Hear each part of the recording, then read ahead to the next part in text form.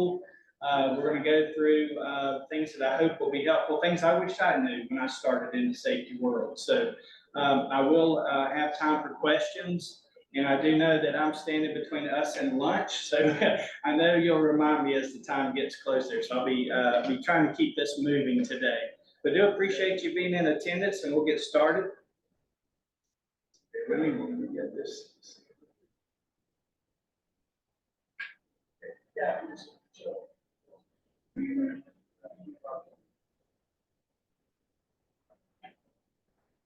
All right, so I want to start out by asking how many here, does anyone have an FAA accepted SMS already in place? Okay, perfect. Let's see, did you do the SMS voluntary program to do that? Perfect, okay, that's a good choice, and that's what we do recommend. All right, so others, anybody else started your process of developing your SMS? All right, perfect, good job. I love to hear that. That's what our goal is today, is to help you. Okay, let me admit, let's see. Okay, all right. So, so no one else here. I was going to ask if anybody, if they haven't started, what are the obstacles that are standing in the way? Because it is a pending rule, and it's something that we're going to have to do. You're going to have to embrace. So, this, in my opinion, the sooner the better. That you do this. So, did anybody did you see challenges? What did stand in your way? What obstacles maybe? I mean, other than the unknown, right? I think so I'm from Columbia Helicopter, so we actually did the Department 135 one first. Okay. We've done the corporate one. At Department 135, there's a lot of starts, uncertainty, whatever. It actually took 4.5 years. We had to kind of restart it in order to stay within the 3-year time. Okay. But then we figured it out, and the next one took 7 months. Okay, there you go. So, and that covers our Columbia Helicopters at MRO. So, having the corporate SMS means 135, 137, 133, because we also did that, and 145. So, they're all covered. Wow, there we go. So, wow, you've been in the trenches, so to speak. So, thanks. Yeah, it was painful the first 2 years because the business didn't really understand it either. That's true. They still kind of don't. Yeah, I will say that they are in their learning curve as well. So let's all keep that in mind. We're learning this together. For us, we all understand. It's wonderful to hear that you navigated it and got to that point. My SMS experience comes from the 121 world. I was a director of safety at several Part 121 supplemental carriers. One of them was a cargo 767 operation where we were certifying the airline as well as having to have our SMS in place when we did that certification. So I would talk about a double whammy. That was tough. So I understand what you went through. It was challenging here. It's when you just hear this first thing, SMS. But the more I dug into it, the more we just pounded away at it. Started making more sense. I mean, now that we've got it, once we got it in place, I like it. I like SMS, and I think it is a good thing for the industry. So you'll see me being a strong proponent of that. All right, so we talk about the concept of SMS. Here's things again I wished I knew when I started into my SMS responsibilities. But let's talk about what SMS is. A management system adopted globally by regulators and embraced by the operators. A system comprised of 4 components and then 12 elements. Most of us, if you've been dealing with it, you can probably tell me the 4 components just right off the top of your head. An effective way to realize risk and mitigate the risk in a socio-technical system. Also, it's a system with shared responsibility for safety management activities, especially for those functional managers. A system in which leadership must account for its performance. Now that's a key there. The leadership is so critical in an SMS. And then the so-called top-down approach to safety, heavily relying on the leadership support. Do you all feel that you got your leadership buy-in from the very beginning of this, or did it kind of, because if they aren't behind it to begin with, it's an uphill battle. Yeah, so that the president at the time came from the 121 world. So Great Lakes. but then he's the one who said do it. Yes. And so he kind of rallied people to do it, but then he left for another meeting, and the new president came in, and it was all kind of, what is this? And so that kind of was one of the reasons for the delay. And that turnover in our management, does have a big bearing on these programs. We've seen it a lot, just FYI. I'm having the opposite problem. Okay. Leadership buy-in, it's turning out to be very hard to get employee buy-in. So he's having the opposite. Leadership buy-in is there, but the employee, so we're talking about the culture here, aren't we? So, got to work on that culture. That's a biggie. So, walk the talk, is what I always say. I always told my employees to hold us accountable as their, head of the company, I was over safety, said, hold me accountable. I would always go in and have that discussion with all my employee groups. All right, so it's a systematic way of applying business and management principles to safety. And it's about progress, not perfection, right? So SMS is ongoing. We aren't going to ever just say, hey, we're done. We have an SMS. No, it's an ongoing process there. All right, so let's talk about what it is not. And these are things I hope you will take note of. It's not a thing you can purchase. We've been at some conferences where, people didn't understand the concept of SMS. One of those is something you can bolt on to, an airplane or whatever. It's not a software tool or a manual, which we do provide a software tool at Baldwin and manuals, but that's just part of it. That's not the overall thing. You don't just put it on the shelf. Again, nothing just be bolted onto your organization. And here's a good one, not a system entirely run by the safety manager. You got to get that early on established because people just think safety. You've got a person in that role and they're looking to that person to just do everything safely. All right, and it's not a system that the safety manager owns. Again, this is a formal top-down, right, program. So this is owned by everyone in the company. It in itself is not a mitigation, but again, the whole overall system, mitigation is a part of that, right? It's not something that will guarantee no accidents or incidents. Remember the human element. With that in there, it's just always tough, but it takes us a lot further down the road into, to hopefully being proactive and seeking out those hazards to, from the very beginning, trying to identify those before they become that problem, for the company. All right, and it's not a program, as we heard from Columbia Helicopters here, that can be implemented in a day. It's going to take the time, the preparation, but you'll hear me today. Just keep challenging you. Get started. Something's better than nothing at this point, with the pending rule. So let's take a look at the NPRM. Just a few things about it. The word on the street that we're getting is that we're probably going to see the rule, go into effect, become final here in the summer. So you've got, you still have a little time to start, if you haven't done it, start towards it, start doing something towards, so when it hits, you're going to be a little bit ahead and you're going to be prepared. So that's, again, just please try to get started if at all possible. All right, so the NPRM itself, is everybody pretty familiar with it? Okay, so I just had some notes on here about it. So if you see anything that catches your attention, raise your hand. I'll be glad to go back to it. You did have a comment period. Did everybody comment in here? Did anybody get to make comments? We did as Baldwin. Okay, good. I know, yeah. So, so we did. It's important at least to get those in there. Whether it changes things or not, we don't know. Probably going to see it stay pretty much as it came out.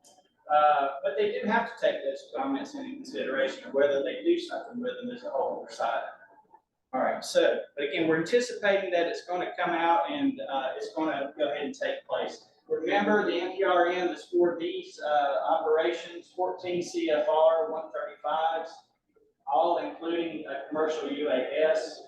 The 14 CFR 91-147, the passenger carrying flights for compensation or hire. There's air tour operators.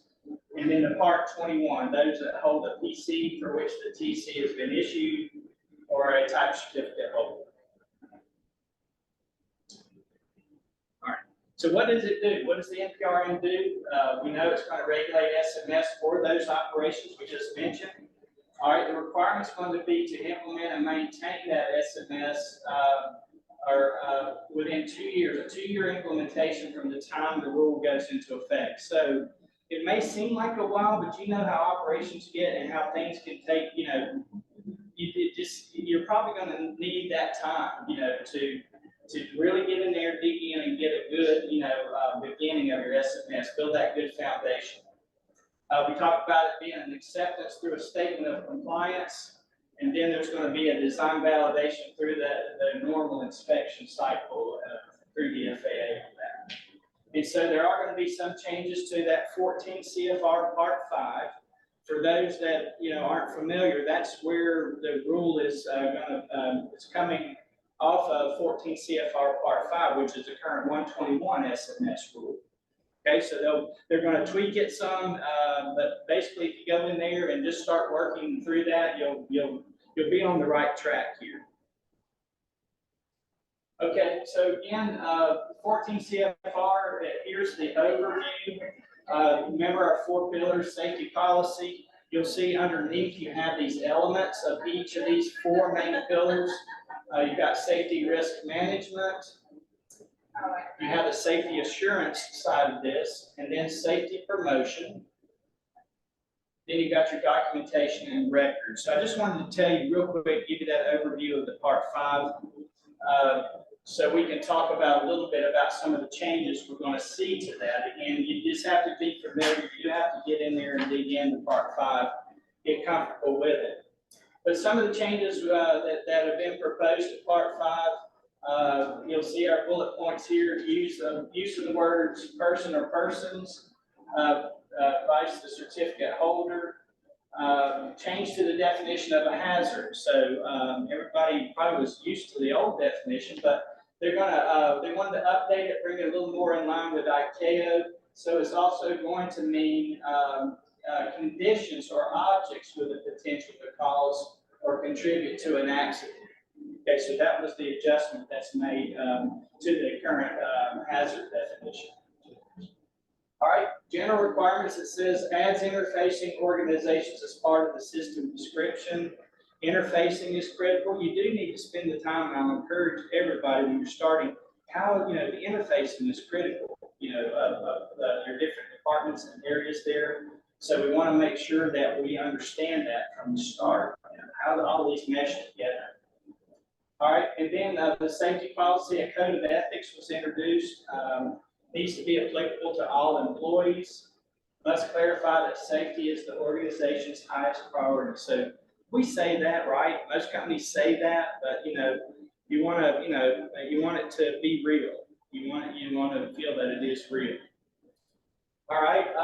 In safety risk management, one of your pillars, it mentions that they're going to include the interfaces of the system in the requirement of hazard identification. Okay, so interface of the system in the requirement of hazard identification in the context of your system analysis. So we'll talk about it here in just a little bit. So if it's something that's not clicking, I'll go into more detail.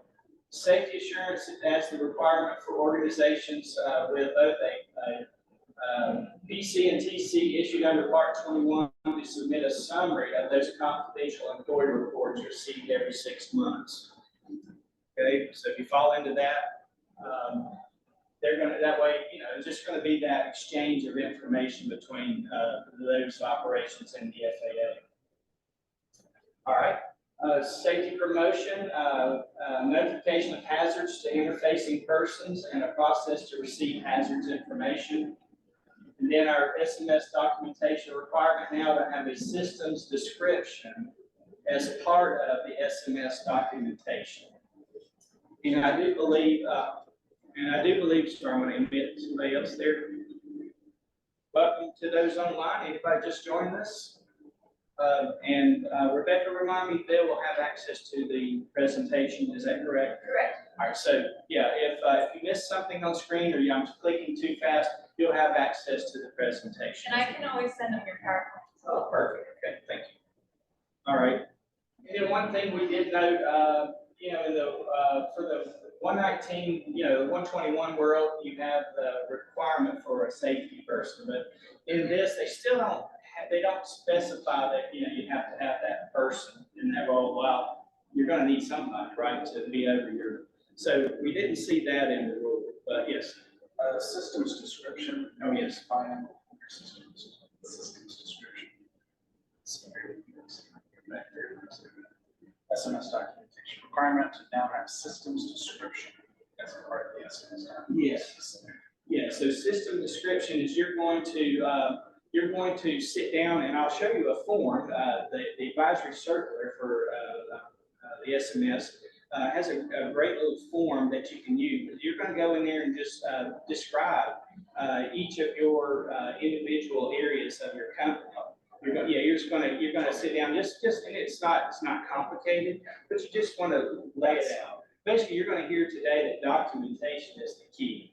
Anything you're doing right now, make sure you're documenting, okay? Because their FAA is going to want to see that at some point, see that documentation. So take credit for what you're already doing. If you're meeting for safety meetings, make sure you're documenting that.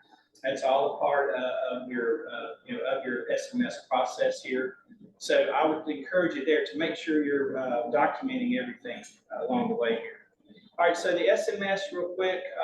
Again, there's your four major pillars, and then your elements of each of those pillars. Okay, I don't want to go into all the detail on those at this point, but just remember that we've got the four main pillars that make up your SMS, and then under each one you have these elements that make up those pillars. Okay. So let's just remind ourselves, repetition is good for SMS, so we all get used to it and understand. But the FAA definition for SMS, as you can see, again, the formal top-down organization-wide approach.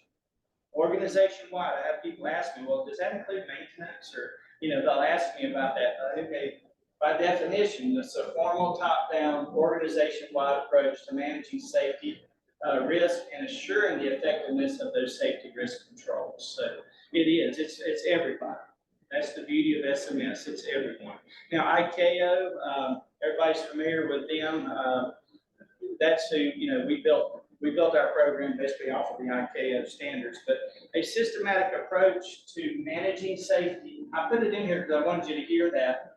A systematic approach to managing, including the necessary organizational structures, accountabilities, responsibilities, policies, and procedures. So systematic, that's the big thing we have to keep in mind for the SMS, okay? It's going to be a system in the end that you pull this all together, all your safety together. Another thing I liked in the ICAO was they mentioned proactive. You do have to be proactive in safety, right? You're going to always be looking for those hazards, right? This is going to make your organization safer. So it's a proactive way to pursue the mitigation of those safety risks and then improve your performance, safety performance. They go on to say that safety management effectively implemented can lead to a documented process-based approach to safety, as well as a better understanding of safety-related interdependencies and relationships. All right, so, but the key I thought takeaway there was the proactive part. You want to be out there looking. We have one airport client that had us come out as part of the project we're doing, and we would go and just go out and look for hazards in that airport environment. We would go with their team, and we would go out and try to identify hazards. So they were being proactive. They took a proactive approach. We'd document those, they would follow up on them, and we would see what we could do there.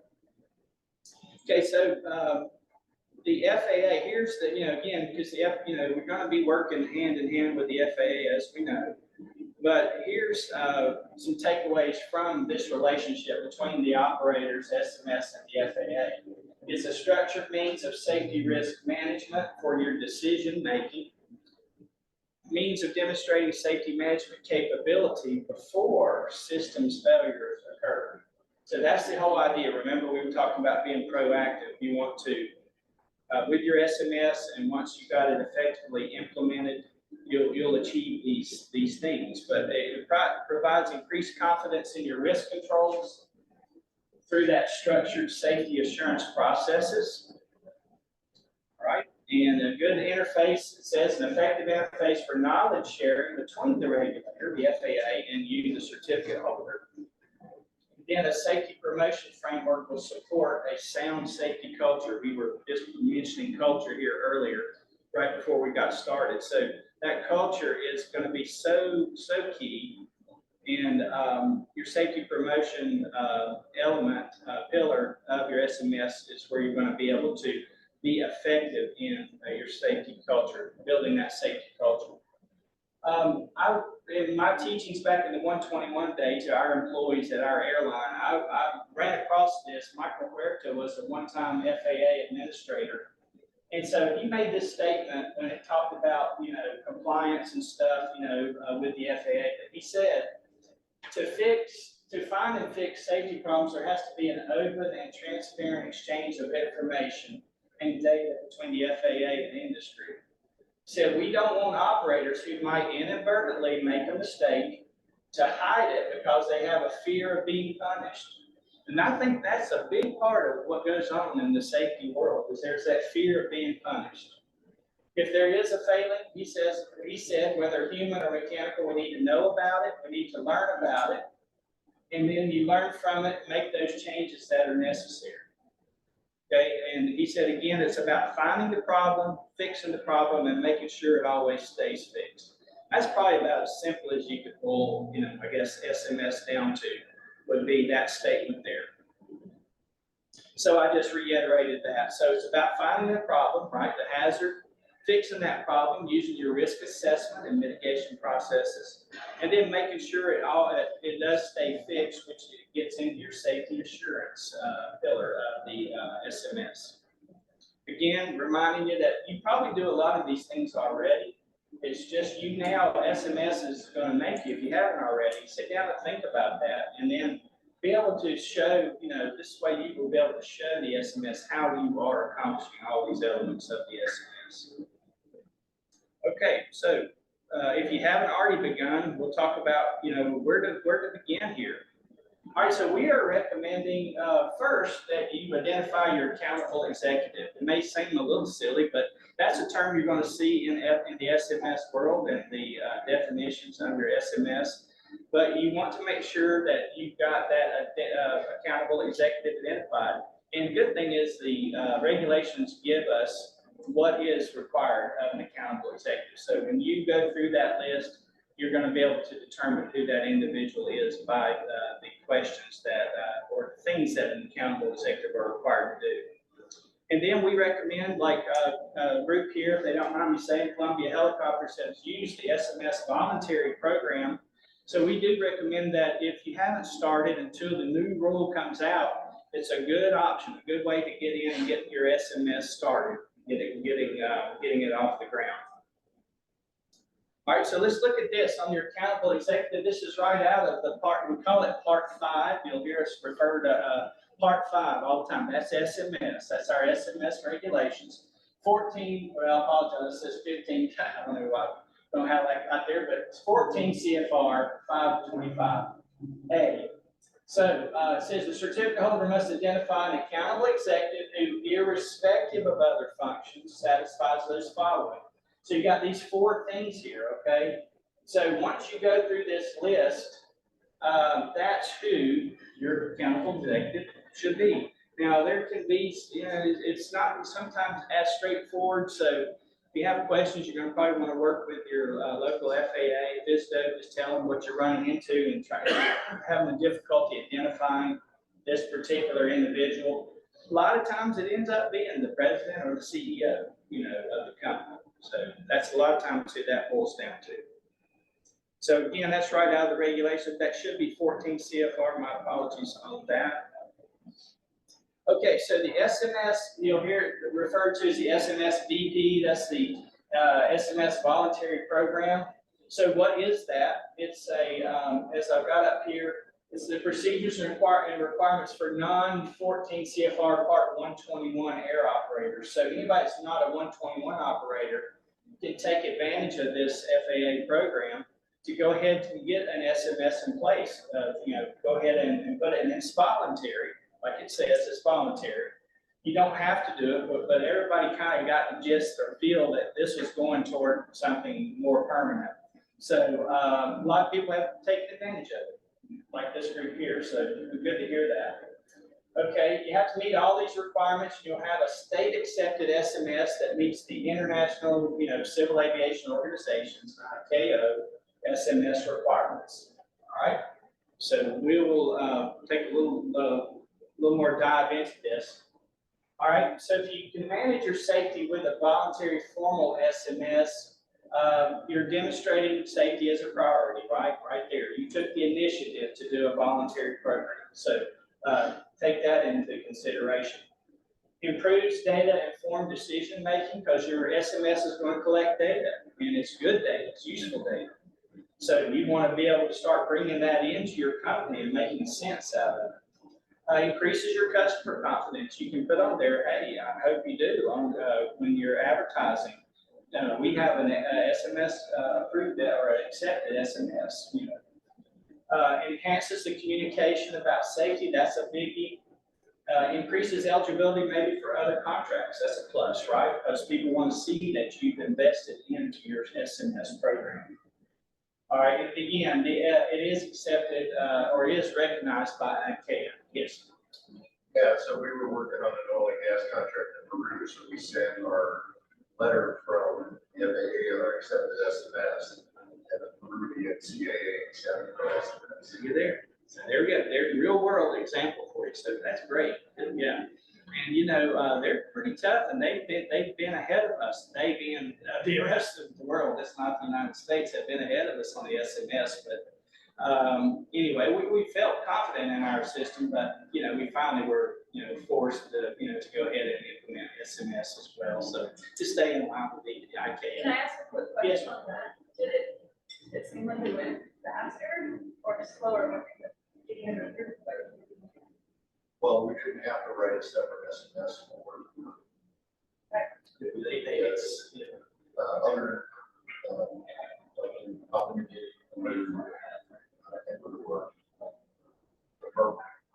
the Department 135 Director Safety is the equivalent of Department of Acquisition.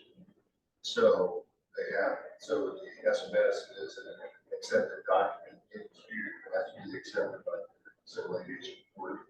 So, for example, we operated for 35 years, so I've been approved by the Peruvian company up in the beginning. So I had to sit there with the Civil Aviation Authority up in the beginning. I had to write a separate SMS manual that was stamped, approved by them, even though I had it looked a lot like our US SMS manual. But now I just send them a letter and a digital copy of our accepted SMS, and they print it out, usually stamped up, yeah, and then send it back and say approved. That's the beauty of that, isn't it? Yeah. That's fascinating. Yeah. So there's the reason that you'd want to go down that path. Even though it wasn't required, right? You're voluntarily doing that, but it paid off. Oh, yeah. Right. Yeah. So that was working. thanks for sharing that. All right, so we reached out on behalf of some clients that were asking us about, what should they be doing with the rule pending? They didn't know whether to get started or not. We reached out to the National Help Desk there, the SMS Program Office, and back in August of last year, talked to an Alex Connie. Okay, here's what he told us. He said, we encourage all organizations to use the SMS voluntary program based on the 14 CFR Part 5 and to implement those requirements into their processes and procedures. They say that, again, it does meet the ICAO Annex 19 requirements. Now, in any progress made before, it says before the Part 5 regulation is published, will place your organization in a better position to have their SMS fully functional within those prescribed timelines. So that's why we're recommending you go ahead and get started with this SMS VP process. Any new requirements, just think about this, if you go down that like you've done, like Columbia Helicopters have done, if you go down this path, any new requirements would just need to be developed and integrated into your organization's processes. So that's what you're going to be looking for, is just any, what changes did come, for that. All right, so now here's the thing, with the SMS VP, you want to be working hand in hand with your local FSDO. They did tell us that, every FSDO has unique staffing and certificate oversight requirements. So the help desk, they were not able to speak to a specific location's manpower to support the SMS VP implementation. So we can't guarantee, they can't guarantee that your FSDO local group is going to be able to, how active they're going to be and be able to take that up, so that's the only downside. But he said, we do encourage you to reach out though to the local office and just ask about availability and see if they're going to be able to assist you with that. And they did make this final statement, if they don't have manpower, don't be discouraged, okay? You can still work on the foundation of your SMS with all the available tools in preparation for the new rule coming out. So there's the gist of it. Again, I'd like to say do something rather than nothing. Start doing something toward this process. All right, so here, and again, this will be in, you can get a copy of this, but he gave us these, you can contact that office directly if you need help. They're more than welcome to answer your questions. They said if you do contact them, just let them know which 14 CFR part you're associated with, and then provide your name and location if applicable. Right, so that's a key for anybody just jumping into the SMS, is knowing all of your resources. Once you realize there's some great resources out there, including your fellow operators, you'll realize, okay, I can do this, and don't be afraid to ask questions. I'll leave my business card. You're welcome to contact me at any time with any questions. So we'll be glad to steer you in the right direction. Okay, so just want you to be assured of that. But one of your biggies is this advisory circular 120-92B. That came out for the 121 SMS, but boy, does it have a lot in it. So I want to encourage you to look at that. Again, that's going to be a good resource. The FAA offers the GA Safety Outreach Initiative, and there's the link there.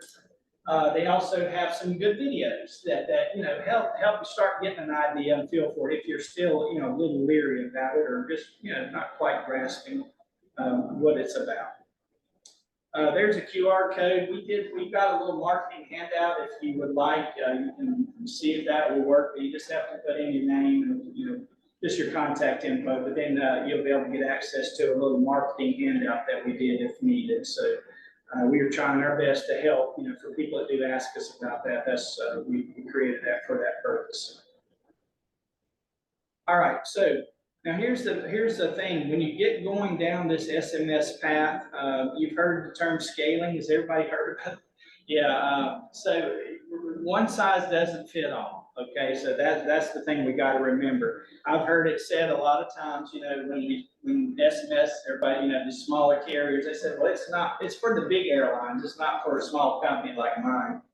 Well, again, with scaling, it can be for these smaller companies, right? Okay, but it has been a challenge, okay? It has been a key challenge to SMS implementation since it first came out, here to the industry, SMS. All right, so what is scaling? Okay, so it's, like we said, it's applicable to a wide variety of types and sizes of operators, okay? So therefore, the requirements are designed to be scalable, allowing operators to integrate their safety management into their unique business models. So again, we'll use the phrase a lot of time, make it your own. You'll hear us say, we get you started, we can provide like a template manual for you. And, but you have to make that your own, not everything in there is applicable to your operation. So you need to, again, this is where we talk about the scaling part, make it work for your type of operation, okay? All right, so that's really, on scaling, again, the big thing here is to remember is just to understand the requirements, okay? You need to know what the requirement is asking. So if you don't know, ask, reach out to somebody, get clarification on it, all right? There's enough people out here that can help you. So, you might not even know, it says, you should have a process to identify hazards in operations. Well, what does this actually mean? What is it asking for? So once you start to get the understanding, this is how we start to be able to scale it for our operations. Okay. So again, what we do, how we do it, and with what resources do we do it? Okay. Identify those right from the beginning. And and I'll encourage you to take the time to do this. You have to do a few things. You got to dig in, do these basic things, because it's going to make things so much easier as you go along. All right, so once you have the why, what, and how, you have the insight needed to implement your safety management tools into your organization. So again, it's going to just take time to sit down and again have that complete understanding of your operation. So I remember when we did it at that 121 operator, it was good exercise. You feel like what all your company's made of and everything, but it forced you to think about it and to go ahead and put it down, and so you have a clearer picture of just what your operations are about. Let's think about this. If you don't scale properly, here's what can happen. And I think this happened in my case, my initial one, because it was the first time, first step of it. But overly complex processes and procedures. So you want to be careful there. You want to keep it simple, when you're starting out to the best of your abilities. Then there can be this perceived need to add an abundance of resources to resolve things, because you can manage an SMS manually. You just have to be dedicated to it. You got to be able to keep up with the forms. It can be done manually. Okay, so I just want everybody to understand that. Loss of engagement due to the lack of simplicity. Have y'all experienced that? Yeah, we're having to simplify it, overcome. There you go. See, and it happens. It's going to happen. So this is all the process of an SMS and then it maturing over time. So keep that in mind, right? Your SMS is going to keep growing. It's going to keep maturing, and you're going to have to make tweaks in it. Okay. All right. So the other thing is, if we don't scale it properly, there can be that loss of effectiveness. You're going to have people asking, why do we need to do this, right? And you don't, you're trying to get them to buy into it, and that's not going to help them buy into it. And then dissonance, we have to do this, but why are we doing it? So again, scaling is critical so that you get the buy-in, you get the culture started down the road in the correct way. So again, first understand the requirements in yourselves, okay? Know the what and why of SMS, along with how we can do SMS with what we have, okay? That's critical, with what you have, right? And then maybe as your company grows and you can get, add more resources if needed to it. Hey, there we go. That's beautiful. I've even saw where insurance companies, once you get your SMS established, don't forget about them, because a lot of times they like to participate and reward the people who are on their insurance program with monies and things that go toward the safety programs in your company.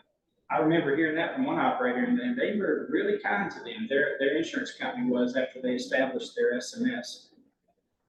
All right, remember, like if you obtain a third-party SMS product, they have to be able to be configured to support your SMS, not define it. So Baldwin, yes, we're one company that provides a product, and we also allow you to customize it. So that's been one of our key points with our program.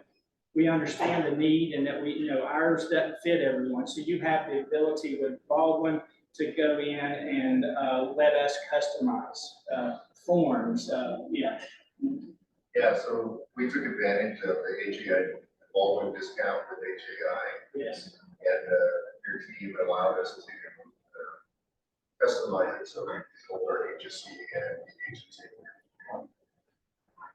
Okay, so yeah, so I was going to say we were happy to team up there, and I'm glad you took advantage of it. So again, I hope you've seen, but we pride ourselves on the customer service side, so we're not going to just leave you. Yeah, because it was a little bit of a workout that Yeah. make it HSE moved out. Gotcha. So, yeah, and so we'll dig in there with you and do what you gotta do to help you get to that point. So thanks for mentioning that. I appreciate that. So, yeah, we're happy to be working with Columbia Helicopters there. All right, so keep it simple. Like I said, again, your SMS will grow as it matures and it can be adjusted along the way. That's probably one of the more critical parts to remember. It's just, it's not going to be perfect, to begin with. So keep that in mind. You're going to go through some bumps and everything like that. Reach out to people and just ask what their experience has been in that particular situation. You'll probably find a lot of us have gone through the same thing with our SMSs in the past. All right, so again, implementing it, your SMS implementation, again, we'll go back to the advisory circular 120-92B. It just walks you through. I love that about the AC. So again, I will credit the FAA for the AC. They don't just tell you what you got to do, and they give you additional information to help. All right, so it talks about when you're implementing, your plan should consist of the following. So you map and analyze your existing organization. Remember, you'll see this repeated, here, but knowing who you are is critical, as an organization. All right, determine what extent your organization already complies with the requirements. That's one thing I will encourage you to do right now, if you haven't started, is to do that, start that gap analysis. You're going to look at the rule as it's out there right now, and you're going to see how close are you, That's called a gap analysis. Do I have that? Check. Do I not have that? No. How am I going to, meet that? So that's your gap analysis process. And I believe that's something you definitely could start doing right now if you haven't already started that. Okay, then you're going to develop the plan once you've gone through this. That's going to show how your organization is going to comply. You're going to fill in those identified gaps. You're going to develop a plan to fill in those gaps, right? And then at the last, you do submit your plan to the FAA. And if everything's in order, you should have an accepted program at that point. ICAO talks about a few things to give consideration to. Just keep these in mind as you're building your SMS, jumping into this SMS effort. Prerequisites, what are the prerequisites that need to be in place? A good system description, that's again, I said you'd hear that before. Take the time to write down what your systems are, okay, and how they interface, with each other, okay. And then the size and complexity of the organization in order to ensure, that's the scaling we talked about earlier. So you want to make sure you scale it. All right. So this just goes into a little more detail on each of those ones that we just talked about. If you have questions, let me I'll pop the slide up there. You'll see it's pretty straightforward on, we'll just look at when you map and analyze your organization. Again, describing and documenting, that's the key. So you'll see a lot of that here to begin with, but I encourage you to take the time to get in there and do this. Take your time and get this, because that creates the foundation for everything, okay? So I think you mentioned earlier, you asked me earlier, your operational environment and specific functions of each department. What do they do? Okay. All right, so here's one, this second bullet point here. Management personnel responsible for the company's system. So make sure that's clearly identified and that your people who are going to access that manual know that, okay? That you need to make sure that it's going to be very clear who has responsibility for that particular system within the company. Okay, you might talk about fueling contractors and de-icing operations, maintenance functions. These things could be a part of the discussion. If you have unions, I'm not sure if you have unions at your companies, but if you do, sometimes those you do have to have that in consideration whenever you're starting to get into your implementation phase. All right, so the analysis, okay, they're really straightforward. We talked about it earlier, identify responsible and or accountable personnel. Okay, that's critical. Okay, now this third one here, who has the authority to modify processes and procedures and to accept risk for each department? That's a key. You want to have that established. So when a hazard pops up in that particular area, right? Depending on how what level that hazard is, risk it poses to your organization, you may have to have someone within that area either accept that hazard or not. They may say, no, that's a no-go, but make sure you're very clear on who does that, okay? All right, so your timeframes, again, your smaller providers, you can go through this in a few days, so I don't want you to get too freaked out about, the time here. A medium-sized service provider might take a couple of weeks, right? A little more involved in the company, more areas. A large organization could be a month or more though. So there you just have to know your organization and plan accordingly. And the whole thing is just to carve out the time to do these things. I was a director of safety, again, like I said, in the 121 world, and boy, how your time can get pulled in so many directions so quickly that some, things start getting pushed aside, and, that's just not what we want. Okay, so here's the example I told you, like out of the AC. Here's a sample of a form. Now, we can duplicate that in the Baldwin system, but and we do for clients, but here's just an example. Like if you wanted to get a manual system going, you could literally print this out, right? You could start using that. But you see how you just fill in the blanks here? This is for a system analysis, okay? Who's the responsible manager of authority for an implementation and risk assessment, function and purpose of this particular system that you're talking about. And then you're going to describe over here these items on the left-hand side. And then if you already know of any hazards, right? So all about identifying those, being proactive with that process. The gap analysis, as we mentioned, you're going to build that implementation plan once you do that gap analysis, right? So understand your current state of compliance, and that's key here, okay? And again, that's something that you can do right now. So you want to start looking at that, all right? Just look at what you have as compared to what the rule is going to be. And then again, if they change things on us at the last, you'll just have to go back and do a gap on those if you haven't already got those covered. Okay?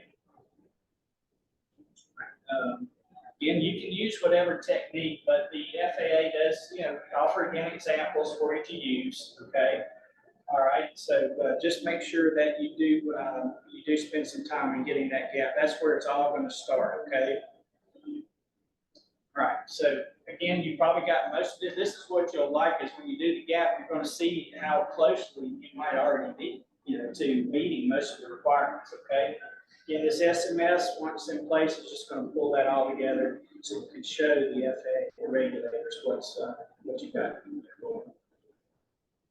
All right, so, okay, so that gap analysis, sorry, we've got a few extra slides on that, but that's the important part. So let's make sure, there's just one example. You'll see that you list the requirement on the left-hand side. You list the various systems within your company there, and then you just come across like not applicable, see how they did it. It's pretty simple, pretty straightforward. Then you're going to, once you've completed that, you see where you stand, in regards to the current regulations. Okay. All right. So then that implementation plan, you're going to have to lay that out because you want to get an idea for yourself and the regulators on how you're going to get all this implemented. Just one example you can do, you list over here on the left-hand side what the project or part of it is. You give the duration, start, finish, then just track it. But again, you can use whatever works for your organization, whatever makes sense for your organization. Just get an idea of how that implementation is going to happen. Right. Okay. So again, we talked about here the accountable executive. It says to ensure that resources are being allocated and to monitor The development and implementation, your accountable executive should be designated prior to the development of that. That's why I said that early on. So just make sure that the accountable executives there get the buy-in from the very top, and things should go pretty smoothly from there on out. Okay. Gotcha. So this is pretty straightforward. Sorry, it's just just things that in the plan. Okay, cover the functions of your organization that directly impact safety. You complete that timeline. We just talked about that. All right, and again, assign responsibility. That's key. I know some of you wear many hats in your organization, so but if you can, divvy this out and get it into other people's hands, right? You want to include milestones, okay, your implementation, right, plan, and update it as necessary, right, as you progress through it. Okay. We just talked about that. Just make sure you list the regulations, and then you're just going to go regulation by regulation to see just how you comply. If you don't, then you just want to make sure you show how you are going to comply. Okay. Like we said, it doesn't have to be complex or overly complicated. Okay. It could be more than one document combined with a gap analysis. So, flexibility, and do what works for your organization. All right. Make sure you include your managers and all other organization divisions and functional areas covered by the SMS. All right. So, they're going to be critical. You want to include everybody in from the very beginning, right? Okay, so your plan is going to boil down to knowing who you are and what you do. That's your systems description, what you have already versus what you don't. There's your gap. And then a plan to fill those identified gaps. That's your implementation plan. And then ultimately, with all that in place, you'll receive the FAA acceptance of that. Oh, sorry. Okay, sorry about that. All right. Okay. So one last thing here on this is you may have existing systems already, and so the SMS, the FAA would like to see those integrated in to your SMS, right? Okay. So think about that. So depends on what you might have. All right. But expanding it here, the second bullet point, expanding your current safety programs across your entire organization is one way to provide a comprehensive systems approach to safety assurance. Okay, so some of you are familiar with these programs, you may not be. If you have them, CAS is for the maintenance side, right? You've got ASAP, great program, a lot of companies choose to sign up for. ASRS, FOQA, just anyway, the gist here is if you have these programs, you want to integrate those into your SMS. Okay, so a CAS right here, some of the SMS SA, which is safety assurance functions. It just talks about how it can be a standalone system or a subsystem within an SMS. I do get that question a lot from maintenance. So this is how it can be integrated in with the SMS system. Okay, it could be maintained separately, but again, it should be beneficial to integrate CAS within your SMS. So that way you're talking, so there's that interface we talked about. A great way to include CAS there in it. And all right, and again, however accomplished, it's imperative to understand the CAS should supply information to the SMS. All right. So then the SMS, it says, can support CAS through the use of safety risk management and SA processes applied to those CAS needs. Okay. All right, and then use your SMS to evaluate CAS, right? It's one thing you can use it and then just make sure that it's covering all those critical elements. I used to enjoy sitting in on my CAS meetings in my safety role. The maintenance guys did a great job, there, and I love a good CAS system is worth its weight in gold, for sure. All right, so ASAP, that's the program that allows you to, the various employee groups that are eligible can, once you sign up for it, you can self-disclose things when you, if you bust a regulation or whatever, ASAP lets you do that. All right, so it's a great program, and again, it can be incorporated right into your SMS, right? All right, so I'm going to push on here for the sake of time here today, all right? All right, so anybody here have ASAP already? Yeah, okay, there we go, good. So you knew what we were talking about there with the ASAP. It's a program definitely worth looking into. FUCWA is just a program where you can look at the data off of your aircraft data, right? Okay, and so it's a good program if you're able to have. You don't have, you know, it's a good one to have if you can get it in place at your company. So, but it said if it's present, it must interface with the operator safety programs and their SMS. So keep that in mind. IEP is the internal evaluation program. That's the part of your safety assurance process of the SMS. Okay, so you want to make sure that you know, you have this in place in your company. Okay, the IEP is a valuable way to help with the safety assurance part of your SMS. Okay, since it's not covered by a standalone regulation or a formal voluntary program approval process, its use within an SMS is dependent on the configuration. So, believe it or not, IEP is considered voluntary, but most of the regulators would want to see you have it in place there because it really is a big part of your safety assurance process. Okay, and then you can phase your implementation. Just one possibility, you can do it in levels, right? Here's just an example. If you want to have a phased implementation of your SMS, levels 1, 2, 3, and 4. Okay, just one idea, one way that you can look at phasing that in. All right, so, all right. So what I'm going to do is stop here. I want just to say that there are forms in the AC 120-92B, and you can go in there and just take a look. Like I said, if you're not at the point where you can invest in a digital system or electronic system, there's still ways to tackle, you know, the SMS. So again, know your resources. That's the main thing I want to you know, leave you with today. Know your resources.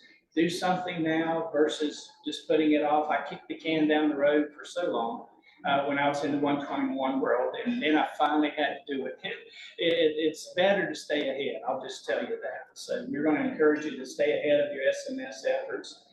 Kudos to those that have already got theirs going, and again, please be willing to share with others. And if they have questions, just know again your resources and who to go to on that. We'll be sharing this afternoon. Yes, okay, yes, right. I'm happy for you, so thank you for doing that. Again, questions, I'll stay around for questions afterwards. If anybody online wants to send me any questions, you're welcome to do so.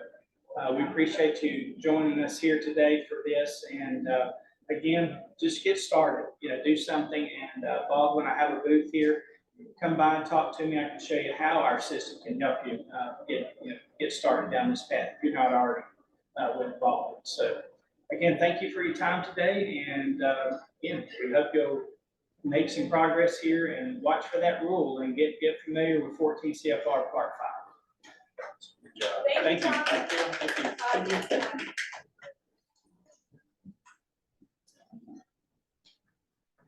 Thank you.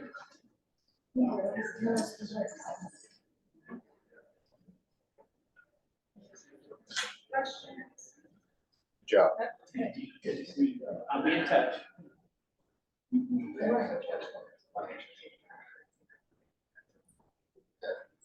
What's the, yes, yes.